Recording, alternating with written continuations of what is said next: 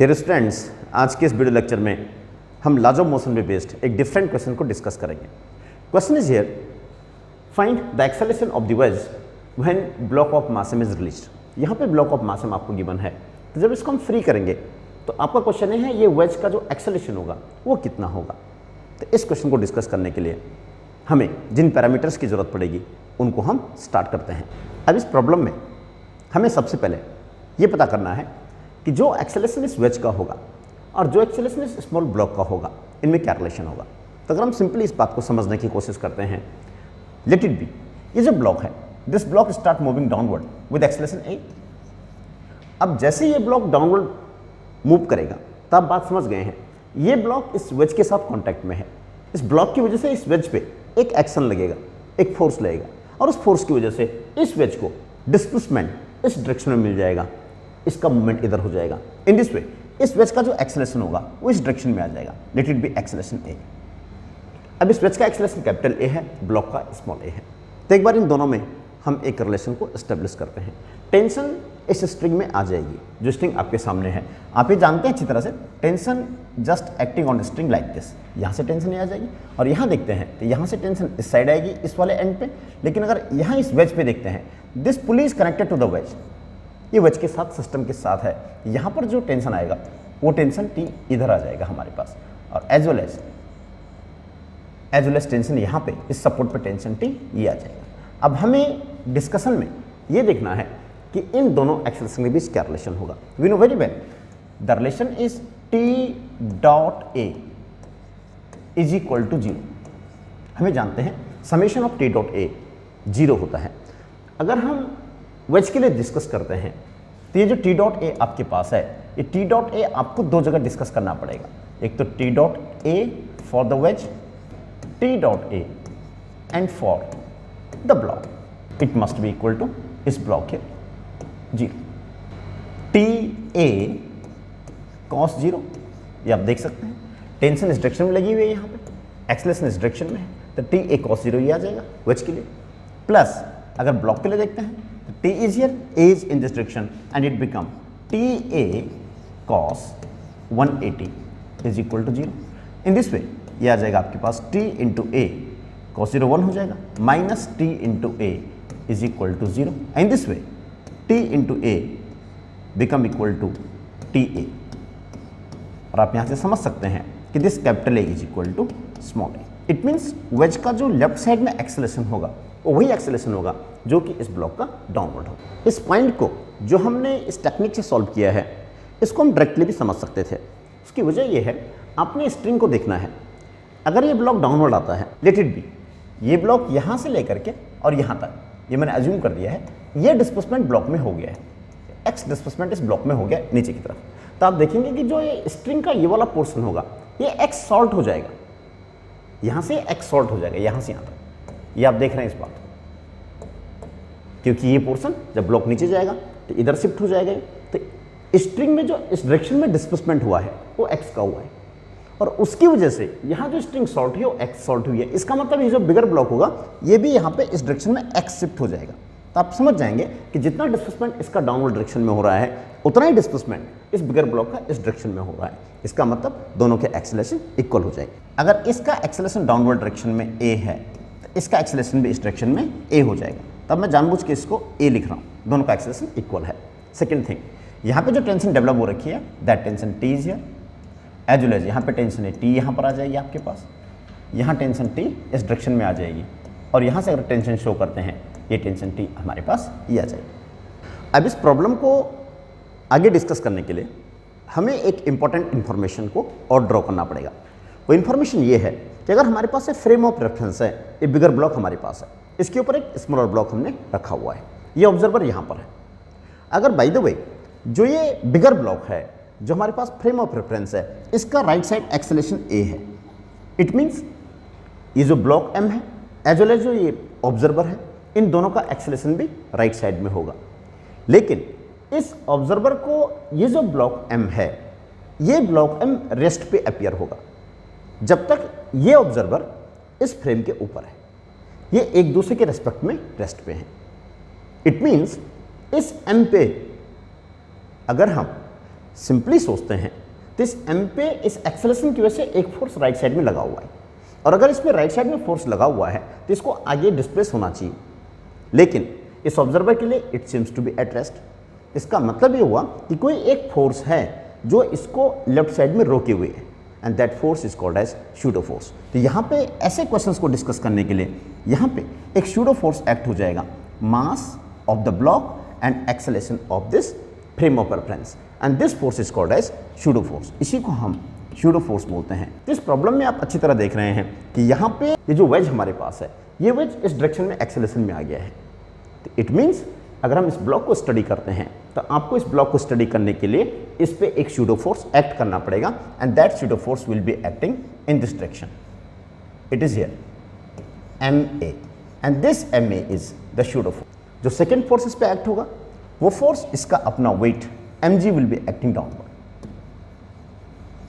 अब हम इस वेज के लिए एज वेल एज इस ब्लॉक के लिए फ्री बॉडी डायग्राम को डिस्कस करेंगे। तो एक इंपॉर्टेंट इंफॉर्मेशन आपको ड्रॉ करनी पड़ेगी यहाँ पे, वो ये है कि जैसे ही जब आपने ये ब्लॉक इस वेज के ऊपर रखा हुआ है तो इस वेज से इस ब्लॉक पे एक नॉर्मल रिएक्शन एक्ट कर रहा होगा इस direction, it being normal reaction. ये रिएक्शन है, ये रिएक्शन किसकी वजह से है? इस वेज की वजह से ब्लॉक पे है। उसी टाइम पे इस ब्लॉक की वजह से एक एक्शन इस वेज की डायरेक्शन में एक्ट करेगा, and this being the action here. ये अगर रिएक्शन है तो एक्शन है, हम अच्छी तरह जानते हैं action reaction are acting on two different bodies here. अब हम इन फोर्सेस को रिजॉल्व करके अब इस क्वेश्चन को डिस्कस करें। Let this angle theta, we know very well, अगर एंगल थीटा हो गया तो आप देख सकते हैं ये एंगल ऑटोमेटिकली थीटा हो जाएगा। यहाँ ये जो एंगल बनेगा ये एंगल भी हमारा थीटा हो जाएगा। अब हम एक बार इस ब्लॉक को इंडिपेंडेंटली डिस्कस करते हैं। Free body diagram. अब हम एक बार इस ब्लॉक को पढ़ते हैं। तो इस ब्लॉक पे जो डिफरेंट फोर्सेस एक्ट हो रहे हैं वो कौन कौन से हैं, तो आप यहाँ पे समझ सकते हैं जो फोर्सेस एक्ट हो रहे हैं। नंबर 1, इस weight mg is acting downward. Second, जिस पे नॉर्मल एक्शन है उसकी डायरेक्शन ये है। यहाँ पे स्ट्रिंग की वजह से टेंशन यहाँ पे एक्ट हो रहा है, और एक सूडो फोर्स आपने देखा जो इस डायरेक्शन में एक्ट हो रहा है। अब हम बड़े केयरफुली देखेंगे दिस एंगल इज थीटा। अगर हम यहाँ इसको चेक करते हैं तो एंगल भी थीटा हो जाएगा, और आपके पास यहाँ पे ये एंगल भी थीटा हो जाएगा। अब आप आराम से चेक कर सकते हैं इसको। अगर MA को ब्रेक करते हैं तो MA ब्रेक होकर यहाँ क्या हो जाएगा हमारे पास, it will become MA cos theta, और इस डायरेक्शन में कितना आ जाएगा, it become MA sin theta. At the same time अगर mg को देखते हैं तो mg का ये वाला कंपोनेंट कितना आ जाएगा, ये आ जाएगा mg cos थीटा, और इस डायरेक्शन में जो कंपोनेंट आएगा it will be mg sin theta. आपने बहुत केयरफुली देख लिया था कि इस पे जो डिफरेंट फोर्सेस एक्ट हो रहे हैं उन सब फोर्सेस को हमने इंक्लूड कर दिया है, और इस तरह से हमने इन फोर्सेस को रिजॉल्व कर दिया है। अब मोशन की बात करते हैं तो इसका डाउनवर्ड एक्सेलरेशन a है, इट इज गिवन टी। तो अगर हम इस डाउनवर्ड मोशन को स्टडी करते हैं तो हमारा जो इक्वेशन बनेगा वो क्या बन जाएगा, आप यहाँ से देख सकते हैं, इस पॉइंट को केयरफुली समझ सकते हैं। इट इज हियर, ये बन जाएगा हमारा mg sin theta plus MA cos theta, MA cos theta. ये फोर्स डाउनवर्ड एक्ट कर रहा है, और अपोजिट डायरेक्शन में क्या है, ओनली t है, minus t is equal to mass into acceleration. इस ब्लॉक का मास कितना है आपका, इट इज m हियर, इस मास इज m हियर। तो डाउनवर्ड एक्सेलरेशन कितना है, a है, तो नेट फोर्स कितना हो जाएगा, मास इंटू एक्सेलरेशन। तो from this equation we can find out this t here. तो t को मैंने यहाँ से सॉल्व कर दिया है, and this t comes out to be mg sin theta plus MA cos theta minus MA। It is equation number 1 is. आपने t उस साइड ले गए, a को हमने इस साइड लिख दिया है। सेकेंडली, जो इस डायरेक्शन में जो फोर्सेस हैं यहाँ कोई मोशन नहीं है, तो ये फोर्सेस एक दूसरे को बैलेंस कर देंगे। तो इन दिस वे आपका आंसर आ जाएगा n plus MA sin theta, and it will be neutralized by this mg cos theta। यहाँ से हम n को सॉल्व कर सकते हैं and this n normal action comes out to be mg cos theta minus ma sin theta.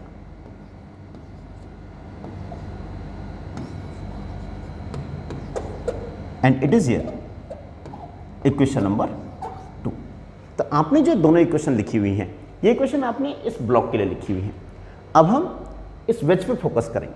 अब free body diagram for wedge discuss करता हूं। किस ब्लॉक की वजह से इस वेज पे जो एक्शन लगेगा, this action is acting in this direction, it is N is here. और यहां पे ये आपके पास एंगल थीटा है, definitely this angle automatically become equal to theta. इस n को जो ये n फोर्स हमें मिला हुआ है, ये एक्शन है। हमें एक इंपॉर्टेंट पॉइंट चेक करना होता है कि जो ये वेज है इसका मोशन लेफ्ट साइड में हो रहा है, ये बात क्लियर है। अगर इस वेज का मोशन लेफ्ट साइड में हो रहा है, it means definitely a force will be acting there. यहां पे जरूर कोई फोर्स होगा इस डायरेक्शन, और कोई एक्स्ट्रा फोर्स यहां पे लग नहीं रहा है। तो वो फोर्स यहां पे इस ब्लॉक की वजह से जो एक्शन इस वेज के ऊपर लग रहा है, उसी का कंपोनेंट इसको इस डायरेक्शन में एक फोर्स देता है। हम उस कंपोनेंट को कैलकुलेट करेंगे। तो आप यहां से देख रहे हैं एन इज हियर, इस एन को ब्रेक करेंगे तो यहां कितना आ जाएगा आपके पास, आप समझ सकते हैं it is here N cos theta. और आप समझ सकते हैं इस डायरेक्शन में कितना आ जाएगा फोर्स है, it become here N sine theta. अब आपने एक दूसरा इंपॉर्टेंट पॉइंट और देखना है, वो ये है कि जो टेंशन टी हमारे पास है, ये टेंशन टी को भी हमें चेक करना पड़ेगा। तो आप यहाँ पे देख रहे हैं टेंशन टी है, यहाँ पे एंगल थीटा हो गया। बहुत केयरफुली आप समझेंगे इस बात को। यहाँ पे this angle automatically become equal to theta, ये थीटा थीटा हो जाएगा। इस टी को ब्रेक करते हैं तो इसका कंपोनेंट यहाँ कितना आ जाएगा, it become here T cos theta. इसका T sine theta component downward आ जाएगा। अगर हम डाउनवर्ड फोर्सेस की बात करते हैं तो जितने भी डाउनवर्ड फोर्सेस होंगे, आपने ये बात थोड़ा दिमाग में रखनी है कि इस पे डाउनवर्ड फोर्स एक्ट होंगे, डेफिनेटली एक्ट होंगे। इसका अपना वेट होगा, as well as N cos theta is acting downward, as well as इस टी का जो डाउनवर्ड कंपोनेंट आएगा। इन सभी फोर्सेस को यहाँ से जो नॉर्मल रिएक्शन इसको मिलेगी अपवर्ड डायरेक्शन में, ये नॉर्मल रिएक्शन इन सभी डाउनवर्ड फोर्सेस को बैलेंस कर लेंगे, क्योंकि इसका मोशन इस डायरेक्शन में नहीं हो रहा है, इसका मोशन इस डायरेक्शन में है। तो इसलिए आपने क्या किया, इस टी को ब्रेक कर दिया। टी को आपको इंक्लूड करना पड़ेगा। उसकी वजह यह है कि जो ये पुली है, this pulley is the part of this wedge, और ये पुली यहाँ पे स्ट्रिंग से दो साइड से कनेक्टेड है, यहाँ भी कनेक्टेड है तो यहाँ भी कनेक्टेड है।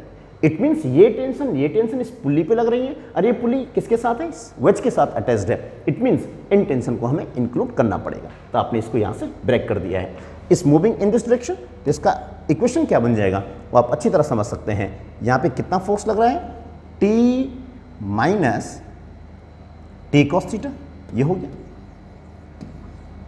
ये तो टेंशन का फोर्स मैंने यूज कर लिया, T minus T cos theta. और यहाँ पे इस डायरेक्शन में दूसरा कौन सा है, एन साइन थीटा भी इस डायरेक्शन में आप देख रहे हैं, N sine theta is here plus N sine theta is equal to net force mass into acceleration, it is here mass into acceleration. तो यहाँ से टी कॉमन आ जाएगा, तो आपका आंसर आ जाएगा 1 minus cos theta plus N sine theta is equal to mass into acceleration is the equation number 3 है। और आपने इक्वेशन नंबर 1 एंड 2 जो हमने इस ब्लॉक के लिए डिस्कस की हैं, those equation are in terms of T and N. तो टी और एन की वैल्यू अब हम इक्वेशन 1 एंड 2 से इसमें पुट कर लेंगे और हमारा आंसर एक्सेलरेशन आ जाएगा। तो 1 एंड 2 को जब हम यहाँ पे यूज़ करेंगे तो आप ये जानते हैं अच्छी तरह से कि हमने यहाँ पे इक्वेशन नंबर 1 2 को यहाँ ड्राइव कर रखा है। तो यहाँ से मुझे इक्वेशन नंबर 1 2 को सिलेक्ट करके तो मुझे इन we having the equation number 1 and 2 here, then we will use this t from equation 1 this here and n from this equation number 2 each. Now this equation 3 become here, अगर यहाँ value हम put करते हैं, t is here, t you having this one, it is mg sin theta। अगर हम ये value यहाँ put करते हैं mg sin theta plus ma cos theta minus ma, T का वैल्यू हमने यहाँ पुट कर दिया और इसके ब्रैकेट में आपके पास क्वांटिटी है 1 minus cos theta plus N, we got this N here, ये एन आपने यहाँ वैल्यू पुट कर दीजिए, कितना हो जाएगा mg cos theta minus ma sine theta, ये आपने वैल्यू पुट किया n का यहां पे into sine theta is equal to capital M A। अब हम इस इक्वेशन को सिंप्लीफाई कर सकते हैं और यहां से हमारा एक्सेलेरेशन आ जाएगा।